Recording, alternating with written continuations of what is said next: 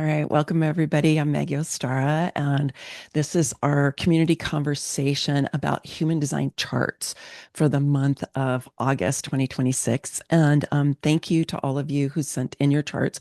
Quite a few of you sent in charts, so we'll see what we can get through today. My intention is to be able to give some time to everybody who sent in a chart, particularly if you're here present. So as I go through this, I'll see if you're actually here. I'll look at the charts, and the people who are actually here will get a priority. And then we'll see if I have more time later on, if there are people who, uh, sent in their charts, but they weren't able to be here live. Okay, so that's just kind of how it's going to go. It just feels honoring to the people who made a point of being able to be here today. And we always learn a lot from everybody's charts, no matter what your chart is. It's just kind of a fun thing that we all do. Okay.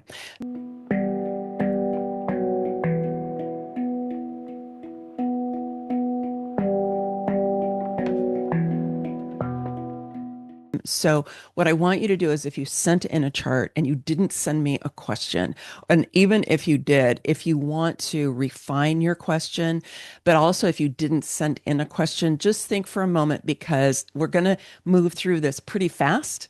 And so if you take like 4 minutes to figure out what your question is, I'm not going to be able to help very much. You know what I'm talking about? So it's in your best interest to just, and I know some of you wrote and you said, "Oh my God, I've got so many questions. I don't even know what to ask." So yeah, I get it, right? And if you really don't care, it's fine. I'll just kind of respond to your chart and we'll go from there. But it also means I might not get to something that you really want. You know what I mean? So I'll take that. All right. So let's see who's here today. We have a nice international group here today. So we've got Brittany from Nashville, and we've got Alyssa from Boston, and Dawn from South Texas, and Britt from Central Germany, and Bogdana from Holland, and Sana is from the Netherlands, and you're right now in Colorado Springs, yeah. And I think it's Sebron is in Seattle, and Nama's in Brooklyn, and we've got somebody else from Germany. Yeah, Simone is from Germany, and I think it's Ilaria is from Italy and Tiago is from Brazil. Awesome, you guys. So really glad you're here. Oh, and Ruth is from Puerto Rico. So yay. And if you do, like, as I'm going through this, if there are things that really like strike you as an insight, I want to ask you to throw it in the chat or even just make a note for yourself so you can share it at the end because it actually really helps you remember. It helps you be like, oh, what was the thing that I got? Is if you write it down and you take a note about it. And it also helps each one of us to be able to, to learn from each other. So if you weren't able to send in your chart or you sent it in late, there was one person who sent it in late. I'm sorry, we just have too many charts today, so we won't be able to get to all of them. But it'll still be fun. Okay. I want to make sure you know that the Master the Neutrino Stream program, it's a self-study course. It's now available. I shared about it in the transit conversation we had 2 weeks ago. A number of you have already registered for that. Thank you for that. And just know that that is really a great tool and support for you if you want to be able to apply the transits to your own human design chart. What I do in my readings, in the reports I do, it's general. So it's a whole nother step of many layers to apply like what I do in the transit reports to your own personal chart. So it'll teach you how to do that. And then the last thing I want to let you know is the dates for September for the community conversations is transits will be on the 3rd and the charts will be on the 17th. And then we'll have another special event the following week, which I will let you know about soon. Okay, so I think that are all the announcements that I wanted to share with you for today.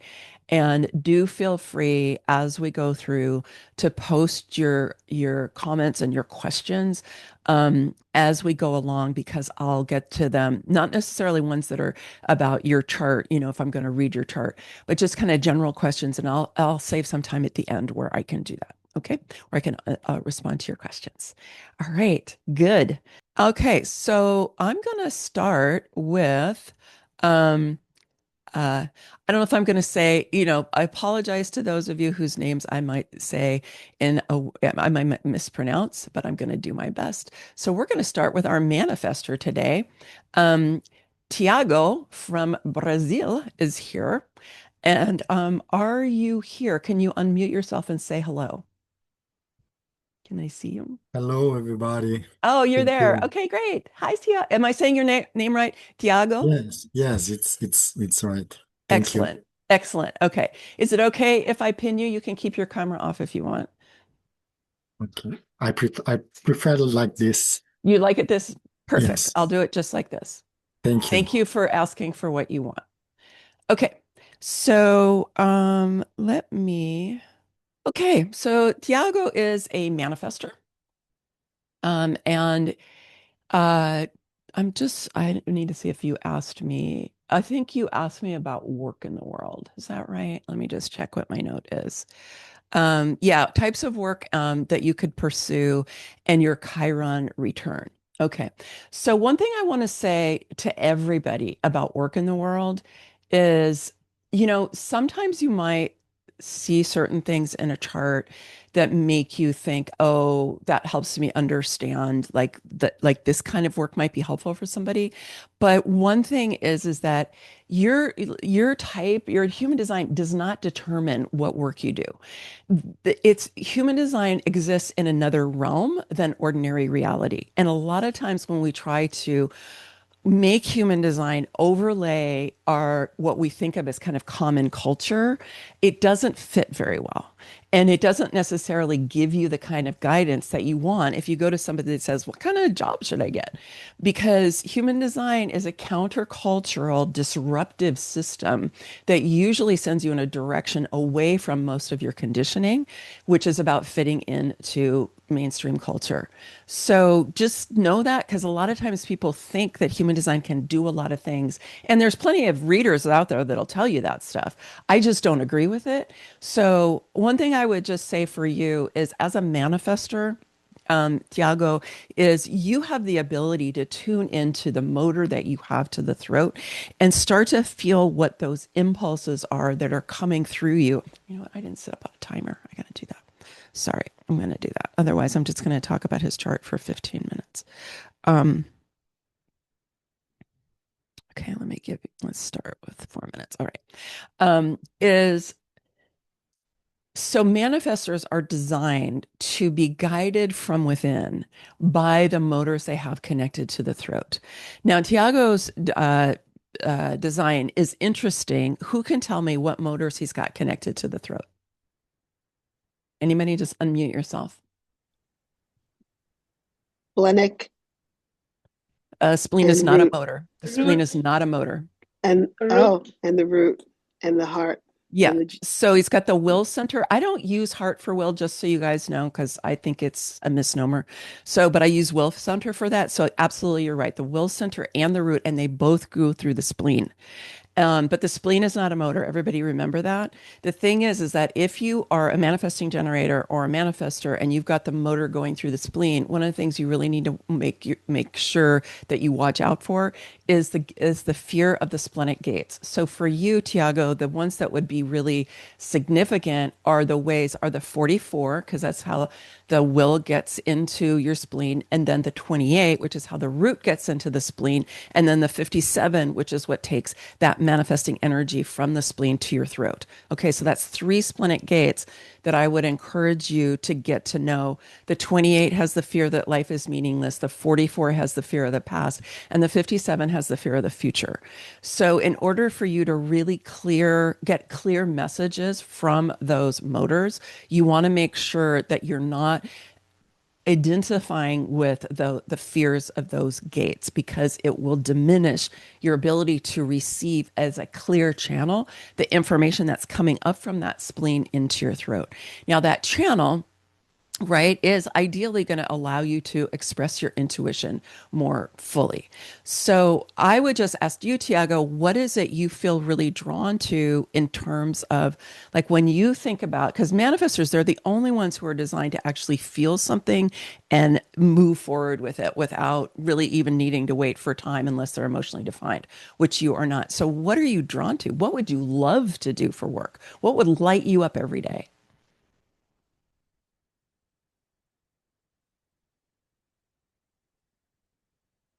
Are you still there?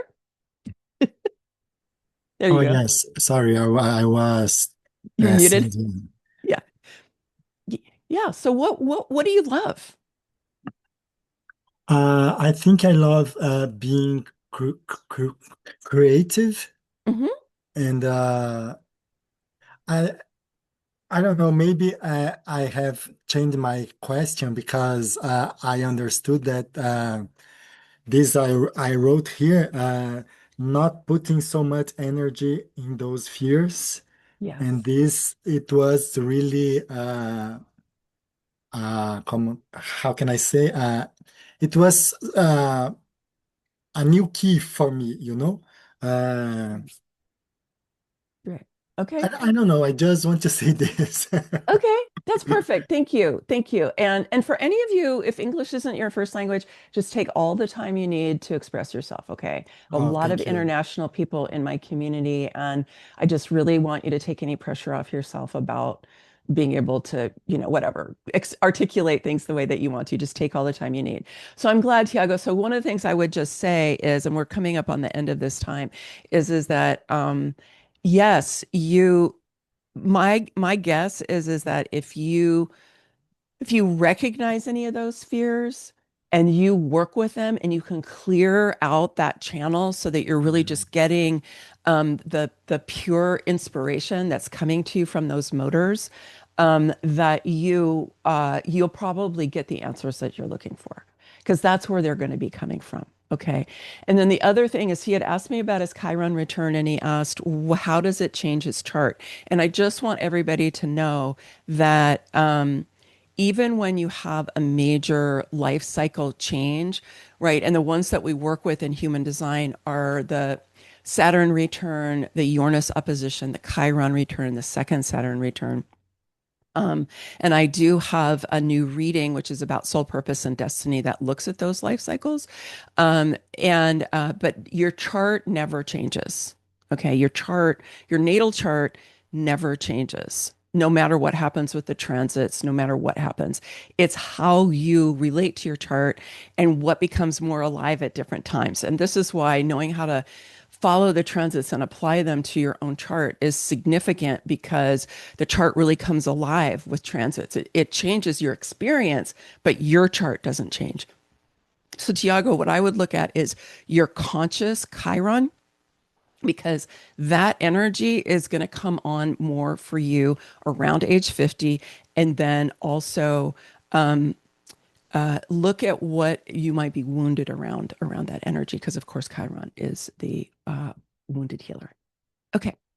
All right. So we have a plethora of projectors today, which is awesome because I don't usually have that many projectors that come in and want their charts, have me respond to their charts. So all right, so let's talk to some of our projectors. And if depending on what your question is you can also be like, if you have something in particular, that's a projector kind of question. It might be good because it might help the other projectors that are here as well. Okay, so Naima, hi Naima, I know you were here for the transit last time, and her question was tips for letting the emotional energy fuel my imagination. Okay, so let's just take a look at her chart. So that is responding to the channel 4130, which is lit up right now. And I know that Bogdana, you also asked about that. I'm not quite sure if you're here now. I'm pretty sure, Naima, I saw that you are here. Do you Yes, I'm here. Yeah, yeah. hi, do you want to just stay the way you Hi. are and just chat this way? Okay, that's fine. Let's just do Probably it's the better one. Okay, Okay. thank you. Here's her chart, and you can see she's got the 4130 lit up in her chart. But it's on the unconscious side, right? And so right now, this whole channel is lit up. It's been being lit up ever since the nodes changed at the end of June, and it'll be there until towards the end of November because this the North Node is in the gate 30. So we've got that whole channel lit up. And I did a number of different videos about that, so you can go back and look. I think the solar eclipse one I talked about it. So just in terms of wanting to know how you can fuel your imagination, I mean, the thing is that these are both motors, right? So they are kind of fueling each other. Right, these energies, and in terms of fueling your imagination, um, you know, I would ask the same question as what brings you alive, right? It's important not to give your power away to your human design chart and to actually go inside into your heart of hearts and really be asking yourself, what makes me alive, right? Because the gate 30 is desire. And so if you're not actually being honest with yourself about your desire, it's not going to work as well, right? When you can be very honest with yourself about what you desire. We have so much conditioning that leads us away from what we truly want because we think it's unrealistic or we think it's not going to give us what we want or somebody told us that was bad or wrong or evil or whatever. There's so many things. So, Naima, I would ask you, what is it that you truly desire? I don't know. I have no idea. Okay. Well, so that is a good exploration for you, right?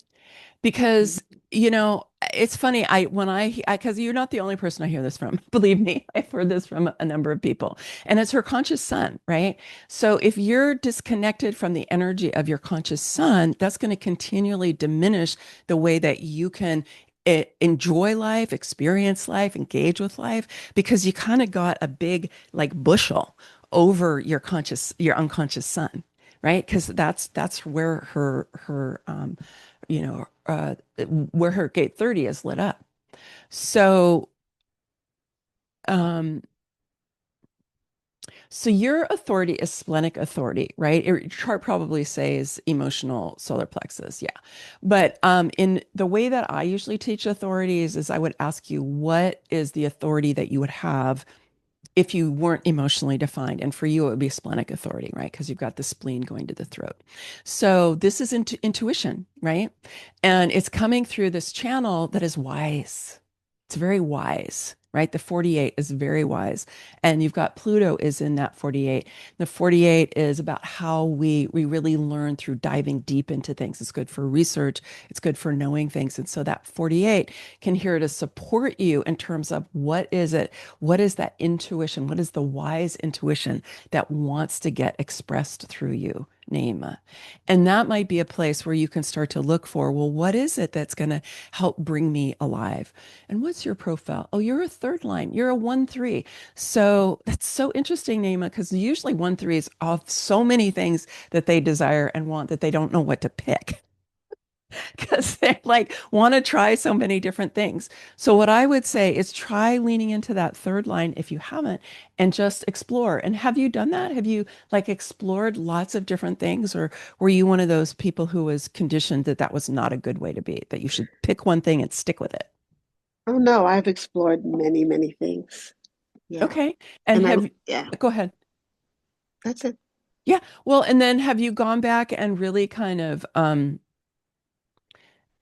did like done some writing for yourself, kind of deep dive and go, okay, of these different things, how did I feel about them? What did that bring alive in me? Because that's also part of what helps a third line be able to not just perpetually go from one thing to the next, but to actually, as you grow, right, and you mature, to be able to kind of accumulate some of the benefits of all of that experimenting and then use your first line to dive in and go deeper with it. So that would be Hmm. a suggestion that I would have is kind of that's our time. I would go back. I would just go back to sorry, my stop. Go back through your life and maybe pick like the top, I don't know, between 5 and 10 things that you've experimented with, right? And maybe even just give them like a 1 to 10. Like, how great was that, right? And there might be something that was great that you never want to do again. You're like, I'm glad I did it, but I never want to do it again. But there might be other things you're like, you know what, that was awesome. And then feel into what was it about that you really liked, right? And those things can give you a clue because it's really about what lights you up inside. And your chart may or may not tell you that. There's all kinds of things that are open in my chart that totally light me up. So that's why it's everybody's own exploration to find that for themselves. Okay. Oh, that's great. Thank you. Okay, I hope that was helpful. Okay, good. And I did not get a question from you, Britt. Do you have a question now or Um, something you want to know about? yeah, sure. Hi, my name is Hi. Britt. I would love to know how to know what the right invitation is and how to deal with invitations that are based in my projection field. Mm. Well, so your authority, what does your printout say? It probably is it self. Oh, Self-projected. good. Oh, good. I'm glad it says self because theoretically you could be either, right? You could be mental projected or you could be self projected because you have both connected to your G center, right? So, but I like this self-projected better because it's really, we're all evolving to come more and more from our hearts, right? And so, and then you've got this beautiful channel, the 1/8, right, which is all about purpose and contribution. And so, the thing I would say is you do have a completely open bottom part of your chart, right? Which I would imagine makes you probably pretty sensitive to other people's energy. Yes? Yeah. Yeah. And then that fifth line will also make you sensitive to other people's energy as well. So I just to respond to the question that you said about projection or not, uh, your kind of assignment right now, Britt, which is an assignment we all have, but yours is like amplified, which is to really grow your felt sense of energy because you want to build your ability to actually feel into, for an example, an invitation and know, is it right for you or not? Right. And use your heart for that. You're going to use your heart for that. Right. And so you're just going to feel into it and just feel like, and you can do, there's in the neurosomatic intelligence work that I mentioned earlier, they have a very simple somatic yes no, which anybody can do. And you might want to practice. And for those of you who don't have sacral authority, it can be extra helpful. But even people, I've offered it to people who have sacral authority who've had a hard time getting it, and they get this instead.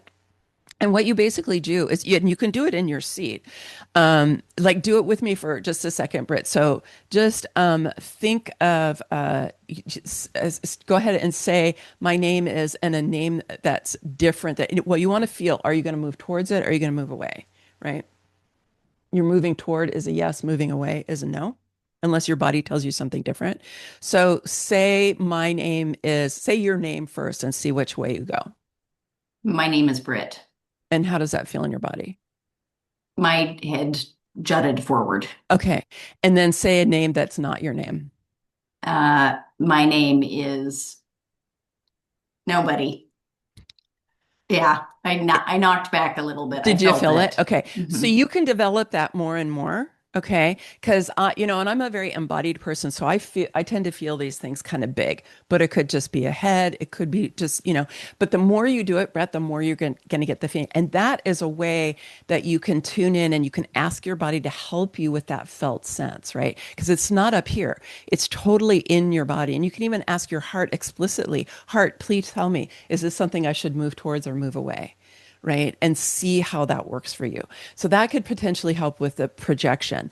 But then in terms of waiting for the invitation, this is good for all of our projectors, is to remember that you need to be recognized in order to be invited.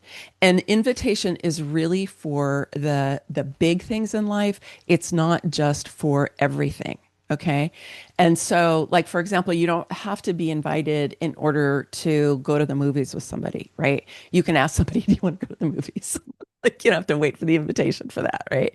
But if you're gonna, like, for example, enter into a new job or a new relationship or gonna move somewhere, something that's a big thing like that, you do want to be invited, but you can set yourself up to be invited by finding ways to be recognized.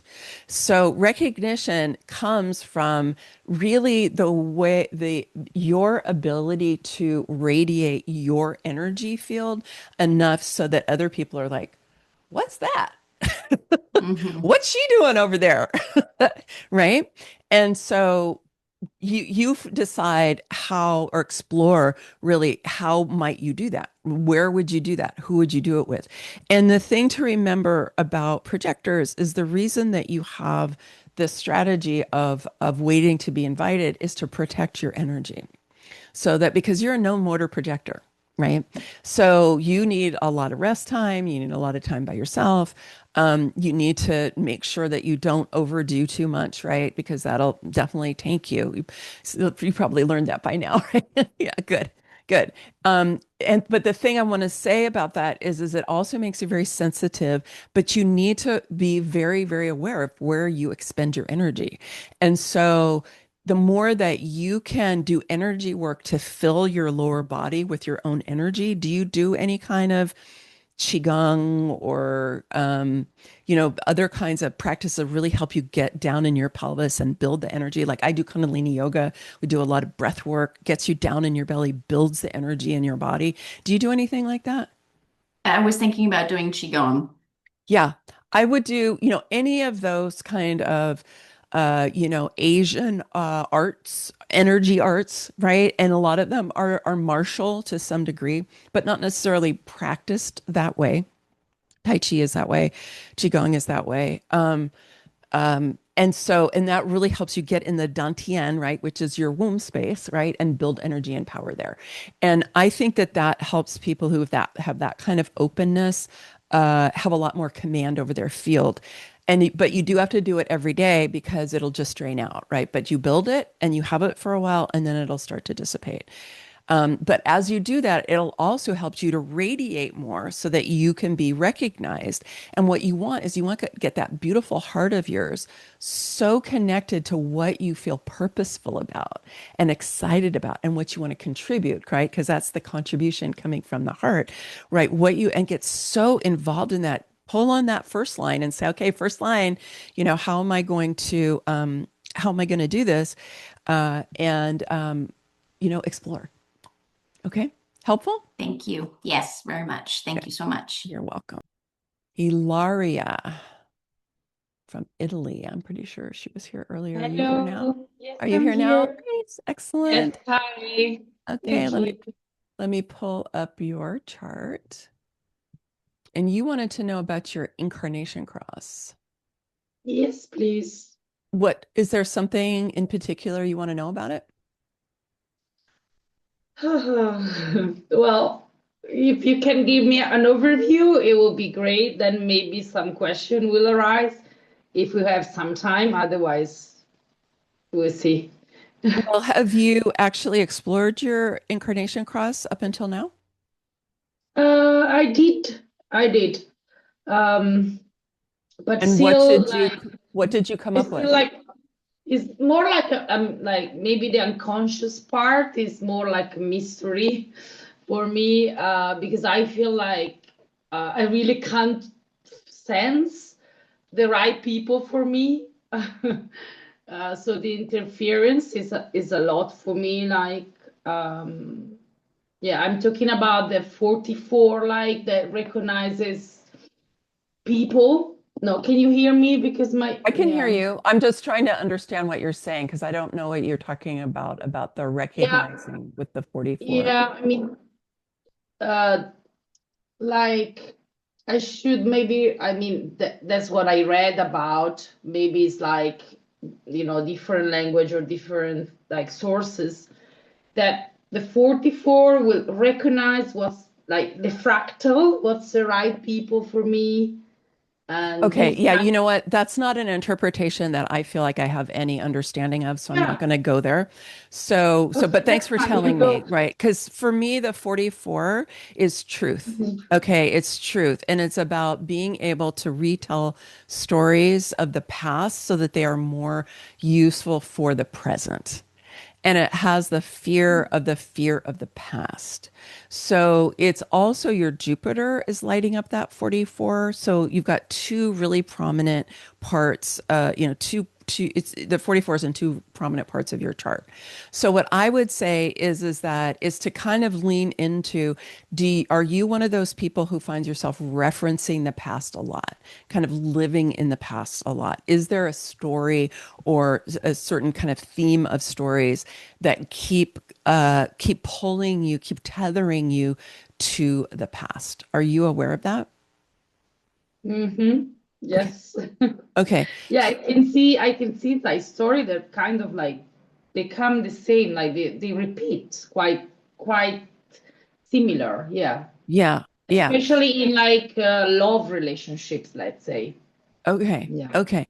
So that's something you want to get a handle on. And one of the active ways you can do that is just like in your journal, is you can retell the story that keeps tethering you into the past so that you can feel resolved about it. Because typically, when we are pulled into stories of the past, it's because there's been no resolution around something. Something feels incomplete. Something feels like it's still bothering you. You know what I mean? It's like still bugging you. Right. And Mhm. that's the thing about old trauma is that the old trauma will keep pulling you into the past until you find a way to really connect with it and resolve it. So that's one thing I would say about the 44. But your 44 is resting on the 24, and the 24 is right up here at the top of the ajna. It's the beginning of the knowing circuit, right? So your 44 is in the tribal circuit, but it's resting on this highly intuitive gate. So as you start to retell those stories of the past, tap into your intuition in a big way. Allow the energy from that 24 coming from the head to the ajna. So the head kind of starts up here, okay, and then the ajna is what we think of as the cranium, and so it's going to rest on your intuition. So don't try to be analytical about it. Don't try to strategize it or analyze it too much. Allow your intuition to come in and help you know which of these stories and how do you want to retell and how do you want to retell them. You also have support for that from your conscious urge, which is the gate 33, which is on the throat center and it's also in a complete channel. So your 24 and your 33 are both in complete channels. So that's interesting. And then that's also a storytelling gate. And the 13 is also a storytelling gate, right? So this is what's going from the throat to the G center over here. And so you've got all of this storytelling energy. That's three gates that are about storytelling. So what I would say, just ask you to consider what stories have you been telling yourself? What stories are you living inside of? What stories have your culture told you? Because the 33 is more about cultural or stories of the collective. The 13 is more about personal stories. But what are the stories you're living inside of? And are they related to the past? And how can you resolve them by telling new stories about the past? And also, what is more beneficial for the collective going forward? Because the 33 is all about that. And Jupiter is in the 33 right now. So Jupiter could really help you if you wanted to get that going for yourself. And then the last thing I'll just say is the 19 is a very, very, very sensitive gate. It's the most sensitive gate in the chart. And so, and it has a lot to do with intimacy and partnership. And is it okay to enter into this? And what are the terms of this relationship that we're entering into? And just note that that is resting on your ability to tell empowering stories for the collective. So you might just like kind of lean into, again, what are the stories that you have been giving most of your energy to? Are those stories actually empowering you, or are they keeping you tethered to the past in a way that you don't enjoy and you don't feel like is the best for you? And how can you retell them, right? How can you retell them so that they are more beneficial for you now and for all of us? Okay. That land okay? How did that land for you? Yes, great. Yeah. I will go back to it, but That's great. Thank you so much. You're welcome. You're welcome. And we're also, I'll just say in general, like I said, Jupiter's in the 33, is going to be there through the end of the month. We're all in a really big time of looking at the stories we've been living inside of, and what do we want to recreate? What new stories do we want to create for the future as we're leaning into new earth, right? And we're letting those old stories of empire and hierarchy and misogyny and racism and all of that, right? We're letting all of those stories break apart and let them go into the past, but they're also grabbing on. And we experience them individually and in the collective. So the more every one of us does that and creates new stories about how we want the world to be organized and what our place inside of it is, the more we're going to actually pull that future towards us. So it's a very powerful exercise to be engaging and empowering yourself around your own ability to tell stories. Because we all live inside of stories. It's just how human brains are wired to understand and learn things through stories. I don't know where that whole idea about storytelling being bad, except so when people get caught in loops, it's a problem, right? You kill the same story over and over and over, and you're just like in a hall of mirrors. That's a problem. But stories is how we've learned from each other and taught our children and learned from our elders since time immemorial, right? With the drums sitting around the fire, whatever your background is, we all did that in some way at some time. Okay, so Dawn. Thank you. You're welcome, Ilaria. Thank you for being here. Okay, Dawn, are you here? Looks like you're here. Hi, I'm here. Good. Let's see. I don't have a question from you. So do you have a question now? I'm really, really new to this, so Okay. I wasn't really sure about questions, but Okay. there's something about where I have two separate islands, I guess they are. So how does this split manifest in my daily life? So looks like channel 43 and 23, and then channel 2 and 14. Yeah, so what Dawn is asking about is she has what's called a split definition. So, and let me just say there are different kinds of definition. So let me just clear that up because especially Dawn, if you're new, this could be confusing, right? Definition is one form of definition is when a planet lands in a gate, and that creates definition. Right? That's where you get the gates lit up on your body graph, right? Is when a planet lands in a gate. That creates definition. And then when we have two gates on either side of a channel and they're both lit up, that creates a whole channel and that defines that channel and then it defines the centers. Okay. So that's one kind of definition. And for you, you have I would call the constellations, you could call them islands. I call them constellations, but it's the same, totally same idea, which is that you have your ajna connected to your throat, right? Right through this beautiful channel, the 4323, one of the most highly intuitive channels in the chart. And do you know how intuitive you are? It's also in your Incarnation Cross. Oh, goodness. Look at all that. Okay. Yeah. You've got a ton of intuition. Do you know that about yourself, Dawn? I do. I, for a long period of time, shut it off, but now I'm starting to recognize it again and accept it. It's totally a superpower for you. Okay. The 43 right here, it's your conscious sun. It's also your Neptune is there twice. Anybody else there? Your south node is there. And your Venus. You've got 5 activations in the gate 43. Okay. That is like if I were to look at your mandala, it would be like a searchlight going here, look here. So whenever I see that in a chart, I'm like, whoa, what's she doing with that energy? So just know, and this might be a reason why you shut it off before, Dawn, is that it's known as the genius freak gate. Okay.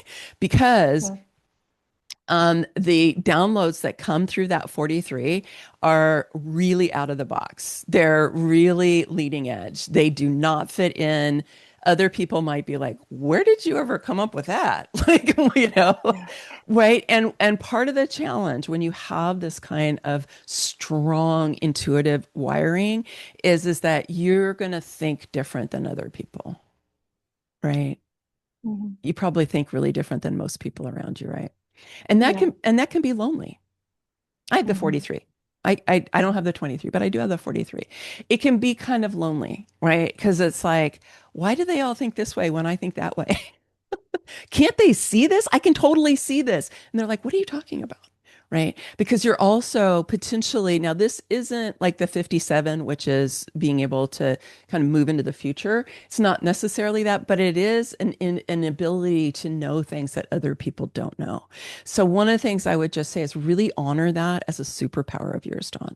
I don't know exactly how it's going to unfold in your life, but just realize that it really is um,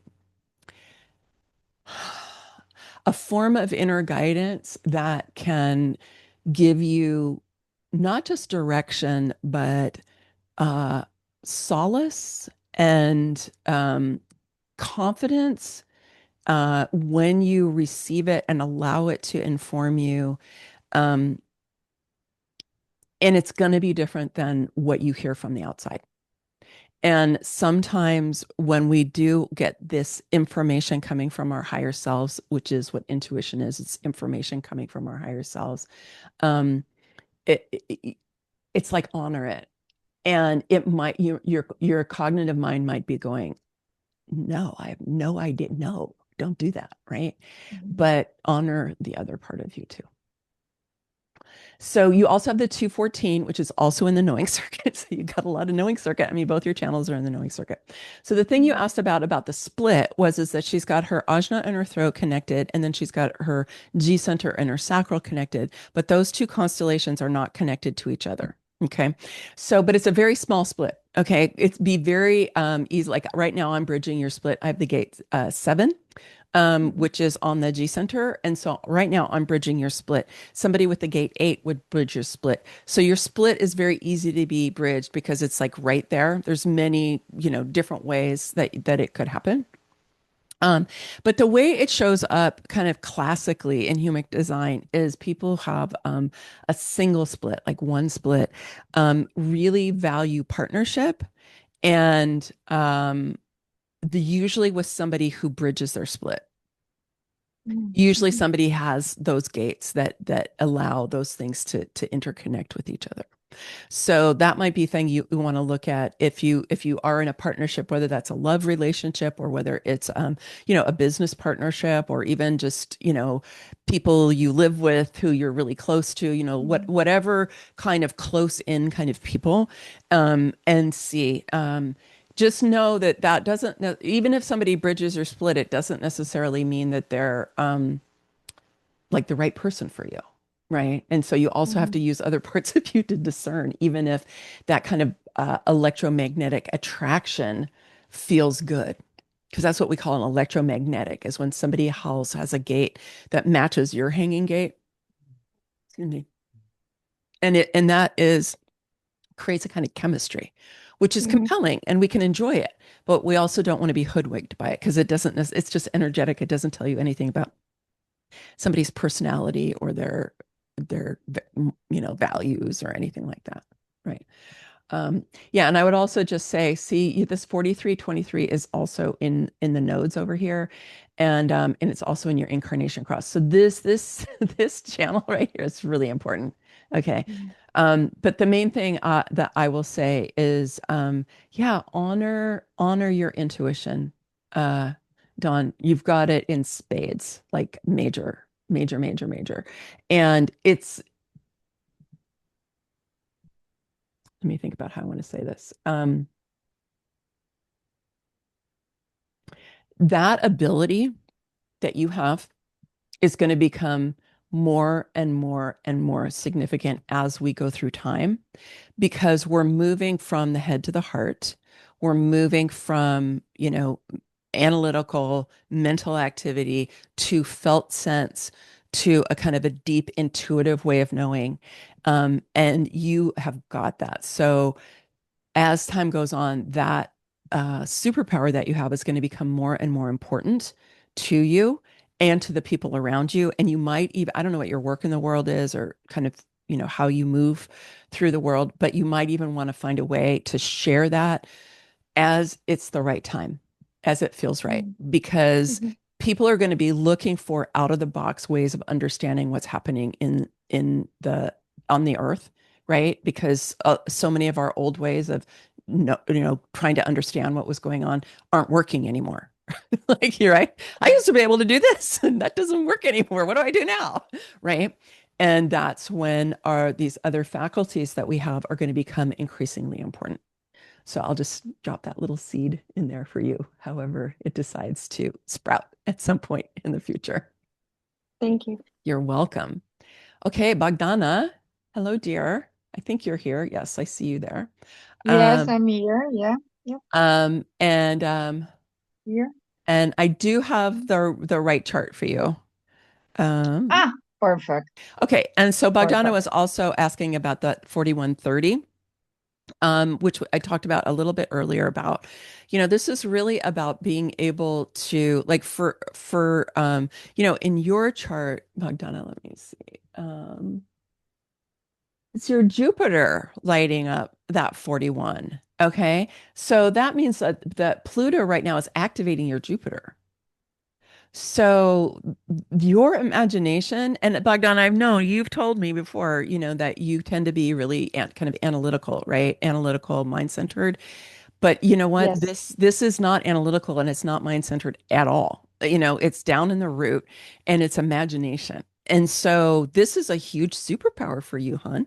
Like, Jupiter is there, right? Jupiter is just waiting to allow, for you to allow your imagination to expand. And Pluto is in there right now. So Pluto, if you've got stuff hanging around in your imagination that has maybe scared you in the past, because we all do. Sometimes those fear pictures hang around in our imaginations, right? And then we don't want to go into our imagination because then there's that fear picture, right? So I don't really want to go there, right? So, but Pluto can help you just release the distorted pictures, the fear pictures, right? The mind control pictures, whatever those are, so that you can then expand into your true imagination.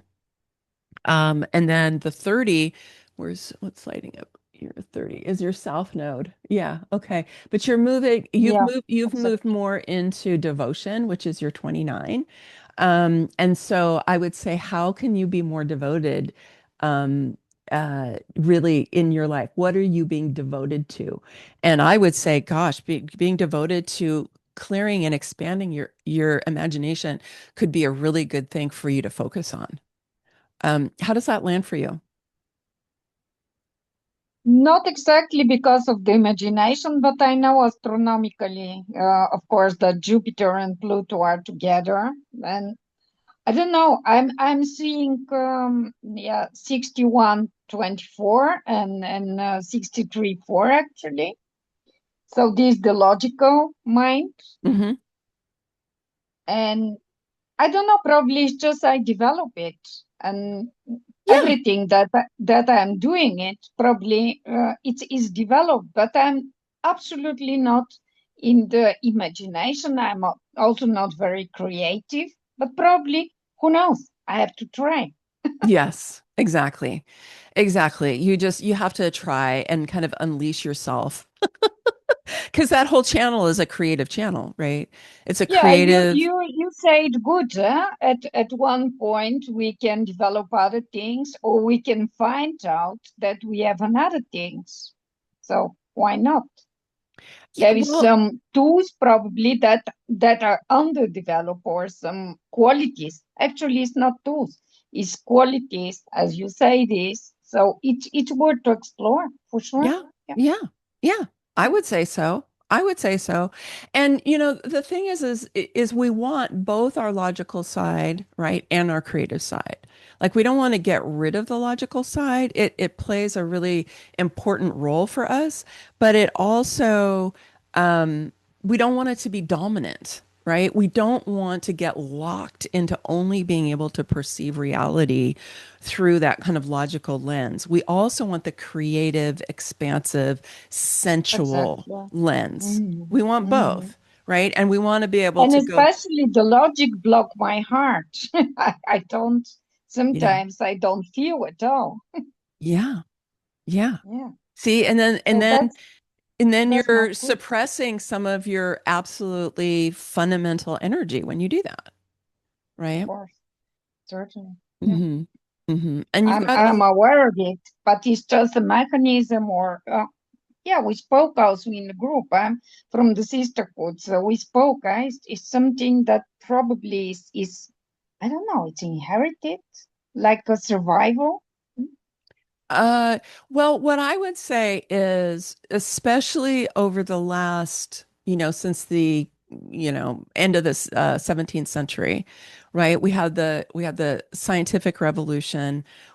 And the scientific revolution helps offer to humanity this idea that we were separate from nature and that we were actually just this higher faculty of the mind.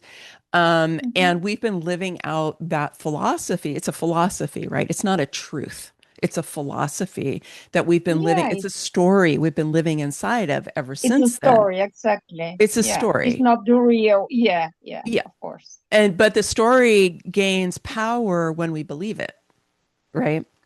and Yeah. and That's more and more and more as we've moved, from the scientific revolution, the industrial revolution, and then the information age, right?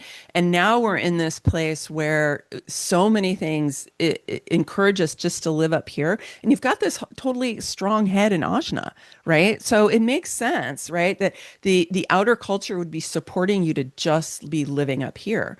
But look at all this power, Bogdan. You've got four defined motors. All your power is down lower in your body, right? You want to be able to get yeah, yeah. into that power and True. unleash it so that you have more energy and more liveness, more vitality for yourself. That's exciting to think about what can happen when you unleash that energy. Mm. Okay, interesting. Hmm. Hmm. Yeah. And Okay. yeah, Bogdana, Yeah. we've got all kinds of creative practices in the sisterhood. I don't know if you've really, explored them, but and I can help you find some of those if you want to be like, okay, where can I find more of those? And just to say for those of you who are listening, our Sovereign Sisterhood is our virtual community. It's global. We have bunch of people from Europe and the United States and Canada. And we do, we're based in human design, but we do these kind of, we do like the neurosomatic intelligence work so that we can really work with the nervous system. We do creative practices to help open up the right brain and so that we can have all of our faculties available. It's a very kind of comprehensive way of learning to, excuse me, um, live as our higher selves, right? Yeah. Okay. Thanks, Bogdana. Thank Uh, you. Thank you very much. you're welcome. All right. So, Alyssa, I have got you next. I saw you here. Are I'm you still here. here? Can you hear me? Yes, I can hear you. There you are. Hi. Hello. So, I'm just going to summarize what I got from what you wrote me, Alyssa, and you tell me if this is correct or not. But one of the things that I took from the email you sent me was that you feel like you have a great facility with being able to be kind of out in the expanse, if you will, and to connect with the spiritual realm, the energetic realm, and that you do get information there, and that feels really rich and juicy. But then when you kind of drop back down into ordinary reality, you're not quite sure what to do with that or how it relates to your daily life. Did I get that right? I think that's fair. I also I have this hyper awareness as well of my triple split since learning about it and having that language to feel into the experience of either being stuck in my head or stuck in my mood atmosphere or stuck in my intuition. It's kind of completely separate experiences that I find very hard to link and make use of. And then also my only channel to the throat is that 34, the 3420.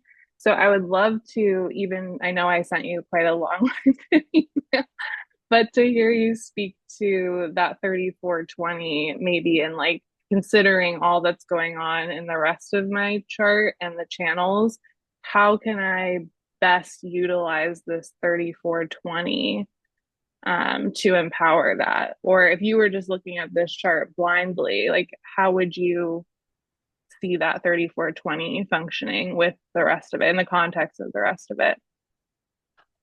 Well, let me just say a couple things. So, being a triple split, what I want to say is that feeling like your different constellations are separate it doesn't have to be a sentence to you, like something you have to live with forever. There's a lot of ways that the way, particularly traditional human design is written or people talk about it, is very deterministic. Like this is the way it is. I do not ascribe to that at all, either in traditional human design or in life, because I think we're here to create and to grow and to build, not to settle into something deterministic that we just have to fit ourselves into, because that's just another thing you have to try to fit yourself into. And I'm not a fan of trying to make you fit into anything. So I would say that, your splits are actually very small. They should be very easy to have them bridged.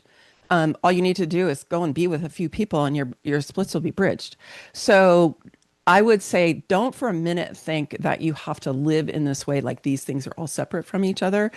You could even do a study of like going to a coffee shop or going to a park or just somewhere where there's people, and you could just be like, wow, how do I feel here now? How do I feel what's going on in my head? How do I feel what's going on, in my body, the different ones? How does that, right? Because you're going to probably get your split bridged anytime you go into a group of people. Okay. So that's one thing. And like right now, I'm bridging certainly your top split and I also do have a long-term oh yeah, and partner, like I who bridge both your splits. completes me I'm sorry. fully. I have a long-term partnership that totally completes my chart. So like that's something in my home I experience Yeah. easily, but as soon as I'm out in a different setting, I feel that split more drastically. Okay. But that's not necessarily a negative thing, right? Here's the thing. It's important to try to take all of the negative positive off of your chart. Okay. Because anything in your chart can be experienced in multiple ways. And a lot of times people go, oh, that's bad. I have that. That's bad. It's like, it's not bad. It's just what it is. It's just how you process energy. And it's not necessarily bad to be able to be in a situation where you're like, wow, I can really focus in my head right now and I don't have to worry about everything else because I can hyper focus, right? That could be a huge benefit for you. So the other thing I'll say, and this is a good thing and I will just say a little bit about the 3420, but is that for any of us, I mean, you have an enormous amount of definition, right? Massive, right? She's got 8 defined centers, right? A lot of definition, which also generally, I don't know if this is true for you, but generally means change is difficult, right? Because so much is defined and it's set. It is the way that it is. And so that's something for you to think about, but you can learn to memorize what it feels like when you're like at home, for example, with your partner, right? If you were to be with your partner and you're like, oh, I can feel like all my energy is working, right? And then you were to go into a room, so you're away from your partner and try to recall that feeling, right? Recall the feeling for yourself. You won't be able to maintain it for a long period of time, but you can bring it up and you can memorize it, right? And then you can take that with you, right? And this is true for any part of your chart for any of you, is that like I say this to people who have open G's all the time, for example. It's like go around and see what it feels like to be with different people with different defined G centers, right? And then when you're on your own, see if you can recall that feeling and fill your G center with that feeling. We have far more command of our energy than we realize. This is something that I really learned from becoming a Kundalini yoga teacher, where a lot of that practice is about building energy, building your auric field, right? And it fills out your human design, right, with your own energy. And it will dissipate out of your openness, but it'll be there. and you can memorize it. And that's how you raise your frequency. The kind of the bottom expression of your frequency over time is by continually building your energetic field. So so anybody can do that, but I would say for you is just to have that simple practice to be like, I wonder if I can remember, right? If my energy field remembers, if my higher self can help me remember what that feels like, because my guess is that you'll be able to get it pretty fast if you do that. So then the 3420, I'll just say, it's the fastest, most powerful channel in the chart. The thing you want to watch out for is it can run you around in circles, especially since you've got the 34 in your unconscious sun, and it's also your Pluto's lighting it up. Is there anything else? No, that's it. So the 34 is the busy gate, right? You want to make sure that you don't find yourself being really busy, not doing anything. Or not doing the things that are important, right? I know Guilty some, as charged. sorry. I said guilty as charged. Me too. I've got the 34. Like I even caught myself this last Monday. I got interested in something and I kind of went into it. And like 2 hours later, I went, wait a minute. Why am I like, this is like, I'm like, come on, get yourself back to this other thing, right? Because I got into it, and then that energy of that 34 just kind of takes over, right? And right now Uranus is in the 20, so I've got the 3420, though I don't usually have it. And that's an example of how that energy can kind of run you around. So Yeah. for any of you who have the 3420, it can be a huge ally because, like I said, it's powerful, it's fast, it gives you an incredible ability to like express and manifest and activate, but you got to watch out because it can kind of just run you around, and then the next thing you know, you're like, wait a minute, what was I doing? Like, So that's the one thing I could say about that. Was that helpful, Alyssa? Yeah. Thank you. Yeah. Okay, good. Okay, Simone, are you here? Yes, I am. Excellent. All right, pull up your chart. Yep, there you are. You're in the dark, but that's okay. So I had no question for you. Yes, because I know some stuff, but I don't know what to ask anymore. It's like bits and pieces from everything. So really say what springs out for you. I think it's especially what I need to hear. I'm open for that. Okay. All right. So here we've got another manifesting generator has the entire integration circuit. So this wiring over here is very complex. Okay. The 57, 34, 10, 20, she's got the entire integration circuit. And then she's also defined emotionally. So one of the things I'll say is you really need time. You really need time, Simone.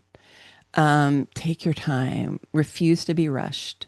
If you find that you get rushed from the inside, which that 3420 can do, just try to resist that from happening. Because the integration circuit needs time to integrate in order for you to get clarity. And so does the emotional solar plexus. So you've got both of them. Okay.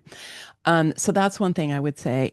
You also, again, this is another person with a lot of definition. She's got all four motors defined, and she's got, let's see, yep, two motors going to the throat because she's got the root going to the sacral, going to the throat. So she's got a lot of manifesting, activating energy going to her throat. And so I would say if you're taking good care of yourself, you should probably have more energy than you know what to do with. Is that true, Simone? Well, if I would have looked really good after myself, because I was stuck in that rushing. And I only noticed that at the end of last year that I was kind of in a circle from how I grew up. And my body said, I didn't get ill, but I could feel my body said, stop it. So I stopped. And honestly, that feels why I need so much time for myself. It's like I felt in my life like I have both sides back and forth, like communicating with others, but needing a lot of time just with myself. And I didn't get that. I do get it now because I say, this is what I need. And I give it myself, and whatever someone else says is they're out. If I wouldn't do that, it's like I'm gone. I'm Yeah. gone. Yeah. Well, you have like you have all four motors to find, right? You've got two motors to the throat. You've got the most powerful channel. So my guess is that when you walk into a room, people feel you. Is that true? I would say that is true. I would say that because it's like when I come somewhere and I never thought about why people notice me. They notice me. Yeah. Well, the thing That's is why. you've got a lot of energy you're transmitting without even doing anything. It's just you're just transmitting. And this was the same with Alyssa too, where she had those, 8 centers defined. She's just going to be transmitting a lot of energy to other people. And so it's just good to know what those energies are, how you're experiencing them, how you're expressing them, and just whatever it is that you feel like might be a little off, to be like, okay, how can I move more into the awakened expression of that? Because it'll be better for you, but it'll also be better for everybody around you. Because it'll just be more, you'll be transmitting higher frequency energy, right? Something that makes people feel better than if you're more in a lower frequency. And that's true for all of us, right? Yeah, so that's what I would say is I would just go, wow, there's a lot of power here. You've got, your 4037 is in your incarnation cross. So you want to make sure that all of your agreements with other people are above board, that you don't have a lot of, it's not in the unconscious, so that's good. But you want to make sure that you don't have unconscious agreements that you're expecting people to fulfill, or notice if other people think that they have unconscious agreements with you, like you said, with your family, like you're working with stuff with your family. This happens in families all the time where, there's this kind of unconscious understanding that we're supposed to be this way, right? And the older that we get and the more kind of spiritual growth work that we do, the more we go inside and we go, oh yeah, I was really taught to be like that, right? I was really taught that I was supposed to be here for this other person in this way, or I was supposed to avoid those kind of people, or whatever it might be. And so you want to watch out for that because it is a defined channel in your chart and it is in your incarnation cross. And it's not unusual. And it might mean for you, Simone, that it's about renegotiating some agreements that were uh, never spoken out loud. And that a lot of times has to do with boundaries, right? It's like, Yes. I'm, I, Boundaries can be seen, yeah. right? Like I'm okay showing up for this, but I'm not okay showing up for that, right? And like making that distinction, right? So that you can stand in your truth and you can be centered in what's right for you and you can relate to others, but you don't give your power away. Right. You don't say, okay, you can decide this for me. I'll just do what you want. Right. You don't want to, and we do that a lot of times unconsciously. It's not even something that we're like saying out loud. Does that land for you, Simone, as something to pay attention to? Yes, partly because I would say it was something that was imposed on me from my family, so I didn't have something to say about that. So I really dropped out of my family because of that. If you try to keep your own boundaries, in that state, it was still trying, and someone doesn't accept it, that doesn't work. Yeah. So what I notice is that I really have to put up my boundaries and what I tolerate and what I don't tolerate very strongly. Otherwise, it isn't accepted. Yeah. And I don't even have the energy, or I'm allowed to let them step a little bit over because it's draining me. Yeah. Yeah. I totally By understand. feeding other Yeah. people's energies, yeah. Yeah, and I think again when we're talking about this kind of, cauldron of change that we're in right now, and we're in the eclipse cauldron right now, which is a deeply transformative time, happens every year, right? We get eclipses twice a year. And and a lot of that, I think, is going to be about people creating more. We can call them boundaries. We can call them distinctions. We can call them renegotiating our agreements, or what are the terms upon which our relationships operate, right? There's a lot of that going on because there's a lot of examining of ways that we had given away our power, and we're like, I don't want to do that anymore. Like I'm reclaiming my power for myself, and also sovereignty. And you all know I'm a sovereignty mentor, right? Sovereignty is partially about self-determination, right? Is I get to decide, am I going to do this? Am I not going to do this? That kind of thing. It is that. It is that. But it's also the understanding of what's mine and what's not mine. Like this is mine, that's not mine, that's yours, right? And so it's like about distinction, and it's not about making the other person bad or wrong, but it is about saying that's not my stuff, right? That's not mine. I'm going to show up 100% for what's mine and no more, right? I'm going to be responsible 100% for what's mine and no more. So I think that Marilyn came in. Is she? Oh, she is. Okay, because I skipped you over Melin. Melin. Is that how you say your name? Melin? It's Melen. Like Melen. Melinda. Yeah, like Melinda. Like Melinda. All right. Yeah. Melin. I'm going to pull up your chart. Because you weren't here earlier. I know Ian wasn't, somebody else wasn't here earlier either. So we'll do these and then we will wrap up. We've got another projector. Did you have a question for me? I didn't have a specific question. I'm decently familiar with my design. I've been exposed to it and a sometimes prolific dabbler for the last 5 or 6 years. But I find it to be my chart to be obviously they're all unique, but I have a lot of openness and a lot of hanging things.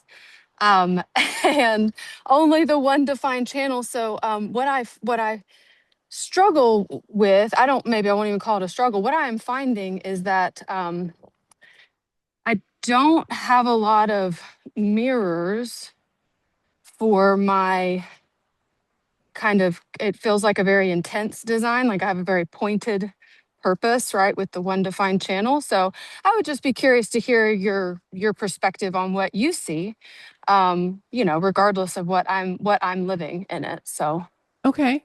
Well, what I said before about the energy practices, right? I would highly encourage that you do energy practices on a daily basis or as often as you possibly can. Because with that degree of openness, you want to just have energetic hygiene built into your routine, because otherwise your openness is going to get clogged up with a lot of other people's energy and outside energies, and that can create distortion in your ability to understand what's yours and what's not. And also it can also start to feel very heavy, burdensome, because it's like, oh my God, I've got all this energy that's hanging around in my field and it's not even mine. yeah, So do you do any kind of regular energy practices? very, very much. Good. Yes. That has the last 5 or 6 years, that has been the saving grace, Yeah. truly. So Okay, yes. great. I'm Yes. glad to hear that. That's one of the first Yeah. things I say to people who have a lot of openness. I have a lot of openness. I just have 4 defined centers. I have 5 open. So energy practices are very important for me.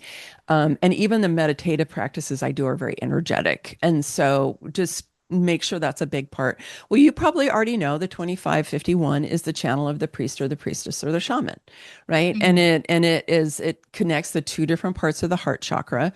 And so you're a very ideally heart-centered person who being guided by the energy of your heart, and you're here to help people with their spiritual development and initiate people into higher consciousness. Now, that doesn't mean that you have to put up a shingle that says, "Hey, I'm a spiritual teacher." It doesn't necessarily mean that, right? It could be, but it could also just be how you show up in your life and how kind of what what you're emanating, right? And what you're supporting people through, whether you're working in a bookstore or whether you're working in a naturopathic office, or whether whatever you're doing, right, is you can use that energy to help initiate people into a higher frequency, right? Helping them see the way that maybe some of the decisions they've made, agreements that they've made, beliefs that they have are really holding them down, right? Keeping them Yeah. back from what their potential is. I would imagine that this level of openness that you have, and plus you have this beautiful sun in the gate 25, right? Love of spirit.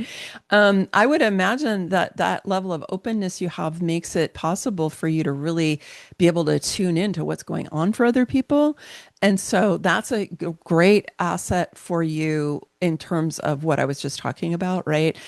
Wherever you are, whatever you're doing, kind of getting this sense. And I'll just even ask you, do you sometimes just know what's happening with people Constantly. constantly? And when I was a child, it was an issue because I didn't understand what I was knowing, and I would get myself in trouble because I would say things out loud that people don't really appreciate hearing.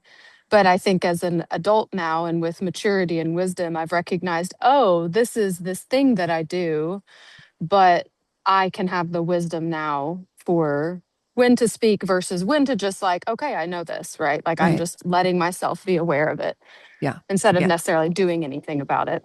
Right. Yeah. Yeah. And I totally feel you about that. I had a similar experience. I think a lot of people have, where when you're really highly intuitive and then, the adults around you don't like it very much. Yeah. And they're like, Yes. oh no, how did she know that? It's Hmm. like, yeah, I resemble that remark. So, yeah, so that's one of the things that we learn as we age is like when to say things and when not. And you've got the 43 twice in your chart, right? And Hmm. Pluto's lighting that up, so that's a big assignment for you. Yeah, and just in terms of the hanging gates, I mean, what it means is that you can get the parts of your chart defined many, many, many, many different ways, which means you get to Hmm. experience life in many, many, many different ways, right? Yeah. Compared to, for example, I think it was Alyssa who had 9 or 8 defined centers, right? Right. Her energy is pretty like it is the way that it is. She can change it, but it's consistent the way that it is. Whereas yours, variable all over the place. It varies all the time depending on who you're around, what's happening with the transits, and so on. I would highly encourage you to track the transits if you don't already. And like I said, I have that course that teaches you about how to do that. If Mm. you don't already know how to do it, because for somebody like you, when you have a lot of openness, tracking the transits is really helpful because like with the lunar eclipse that's coming up next week, right? We've got both, you're going to have both your root, your emotional solar plexus, your spleen, and your throat all defined, right? Mm. So there's a lot of definition coming in right now. And so it's good to know what that is because then you can be like, okay, I've got this energy for this period of time. How am I going to utilize it? Mm. Yes. Yeah. Right. That makes Otherwise, it just sense. kind of comes and it goes. And you're like, Right. oh, that was really felt really good to be doing that for a while. And now I like kind of Hmm. can't find it anymore. Well, that's what it's like when a transit comes and goes. Yes. Yes. Yes. Yeah, makes sense. Okay. Yeah. Yes. So that's what I would say is, follow the transits, make sure you do energetic hygiene on a regular basis. Really see your openness as a superpower because it means that you're going to get to play in the field of possibilities a lot, a lot, Mm. a lot. Mm. Because, with that many hanging gates, they're just going to get, the electromagnetics are going to come in all the time, and they're going to come and they're going to go. So learn to enjoy that journey, right? Learn to enjoy that journey, and play with it. Play with it, have fun. See this as it's like, wow, what could happen Yeah. next? Yes. Yes. Thank you. That's wonderful. Thank you You're, so much. you're welcome. You're welcome. Okay, so I'm gonna just, oh gosh, I know we had a lot of charts today. I'm just gonna take a look, see if there's any questions over here. Alyssa says for Naoma's chart, because she has so many hanging gates in the sacral, is it beneficial to expose yourself to busier spaces, more people to activate those gates expression? I would just say in general, like even for Maylin here, right, is that if she goes into a situation where she's with a bunch of people, she's going to get a bunch of those electromagnetics going, right? And so, yeah, sure, absolutely. If you're somebody who is looking for, um, looking for the experience of what is it like when your electromagnetics are going, yeah, just going into a place where there are other people can help you. I hope that responds to your question. Great suggestion. Okay. Need to go. Okay. so many stories out there. I like to focus on empowering and fun stories. Exactly. Many, many years ago, I heard Caroline Casey. She's a visionary activist astrologer. She did a reading for me like 25 years ago. And but this is something that she would also just say. She goes, "Look, which story makes you feel better, right? Like why are you giving your energy to stories that make you feel bad? Why would you do that?" And also, she says, your stories and your imagination, I am not going to remember exactly the quote. It's really good, but it's something like lays the track for the future train, right? You're laying down track as you're focusing on the story that makes you feel good and you want to go in that direction. You're giving your energy there. It's like you're laying down track for your life to go along, right? And then if you're a student of Joe Dispenza's work, as I am, it also allows you to pull that future towards you. So that's why the story you're living inside of, one of the many reasons, is so important. Okay. Yes, the 3420 split. No, okay. So Ilaria is asking, she says a triple split with that 3457. Would you say this also takes time for decisions, and in what ways? I think you need to figure that out for yourself. You know what I mean? A lot of these things you always have to test. Remember that Ra always said that human design is an experiment, right? And a lot of times people seem to forget that conveniently and want it to be dogma, right? But it's not dogma. So I would say experiment. That's just one channel of the whole integration circuit there. And so I wouldn't necessarily see that it meant that, although I actually tend to think that it's a good time for all of us to take time to make decisions, at least some, to make sure we're not just acting out of our minds. Okay. All right. Simone says that, okay, that was really important to know why I always felt like I need a lot more time. Yeah. And also, if you would, just as a little nice energy exchange for me, is pop in the chat. What's the top thing you got from today? Like, what's one thing you learned, one thing that you became aware of, one thing a myth or a thought that was busted for you or whatever. Just go ahead and put those in there. That really helps me know what you got out of it. And it's a nice energy exchange for me to receive that from you. Okay. In the past, I aligned my energy to the vibration of others and not doing that anymore. Yeah, exactly. Energetic hygiene is so important. Yes, absolutely. Okay, better understanding of my daughter. A manifestor operates and ticks. Yes, yes, yes. That was a thing Ra used to say too, is human design is for the children, but it has to come to the adults in order for it to get to the children. So it's great. I know human design has really helped me understand my child a lot better also. Understand some of the, huge, superpowers that they have, and also their challenges, like there are 5-1. I know a number of you are here, are fifth lines. Fifth lines have a big assignment. It can be a lot to be a fifth line. And so learning how to deal with the projection field, right? Learning how to not project yourself, for example, things like that. Okay. And Bogdana says, for me, how you interpret openness for my daughter. Yeah. Just like how we relate to our kids is really important, to our partners. And also it helps us to understand maybe ways that we're imposing an understanding about ourselves onto other people, thinking we're all kind of the same. And that's why human design, is the science of differentiation. That's one of the things Ra called it, right? The science that we're all different. And so, how do we honor our difference, right? And not try to make other people like us or try to make ourselves like other people, right? But how do we honor our diversity? Because our diversity is our strength. I really believe that. Okay. And then for those of you who are interested in the transits, here's the transit course. And yeah, it's really, and I will continue to add to it. I'm actually going to ask the people who already bought it, what else they might want to have in there, because it'll be a little bit of a co-creation. But especially if you have a lot of openness, the transits are really beneficial, right? It's a benefit for you to find out what's going on with them. Okay, let me see what else y'all wrote.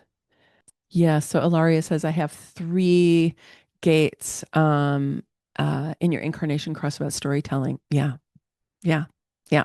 Become a master storyteller, right? That'd be amazing. Yeah, Bogdana, how HD is not a dogma and you can play with energy. Absolutely. I love that. Okay, Nima, I learned a lot, but my top was how you interpret the gates and channels. It's not like this stuff from 20 years ago. No, it's not. No. And your connection to sovereignty and female power in particular. Yeah, thank you. Yeah, I really see human design as a huge ally for us in growing our sovereignty, and in some ways remembering our sovereignty. And like I said, human design is a countercultural system, and it really can help us to break out of the programming, the mind control programming that we've been subjected to, so that we can get more in touch with a deeper truth about who we are. Yeah. Britt, that I need to churn my energy every day, do energetic hygiene, and pick an empowering story, listening to my body. Yes, absolutely. Yay. I love that. Um, and Maylin, that helping others to higher consciousness is what I do naturally, not just something I have to prove or justify. Yeah, absolutely. Right. It's like if you're in your heart, right, which is for you is connected, right? The will and the G center are connected. If you're just living from that place, you're going to get in, and if all and everything else is open, right? You're going to get insights about what people need, right? And so don't necessarily try to just voice those on people, right? Because people don't really like unsolicited advice unless they're really good friends of yours, and you know that's okay. Like I have friends, we do that all the time because it's okay. But it's more about putting yourself in the right situation where um, you know that like people come to you for that kind of reflection, right? That's a possibility. So all right, my friends. Well, thank you for being here today. We'll do this again next month on the 17th. We'll be here for transit conversation on the 3rd. I'm doing the neurosomatic intelligence class, master class on Tuesday. So I hope to see you, excuse me, in another one of these. And I'm just going to unpin us. And if you want to come on and just wave goodbye as we close here. Hello, kitty. Bye. I assume that's a kitty. It Thank looks like a you. skunk. You got a skunk kitty. Bye. Bye, everybody. Thanks for being Bye. here. Much Thank love to you. you. Okay. Hope to Thank see you you. next Thank you you very again soon. much. Okay. Bye for now.